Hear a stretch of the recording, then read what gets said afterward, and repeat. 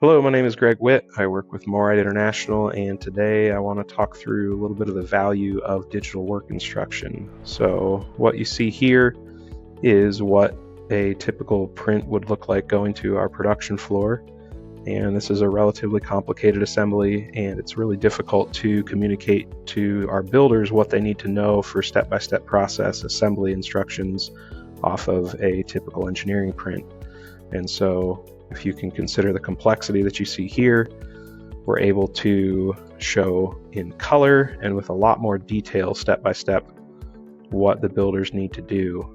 So we're able to give them a lot more information, for instance, on how to set their table up, where they need to put specific rivets, and step by step the way that things need to be put into place for that assembly to go as smooth as possible.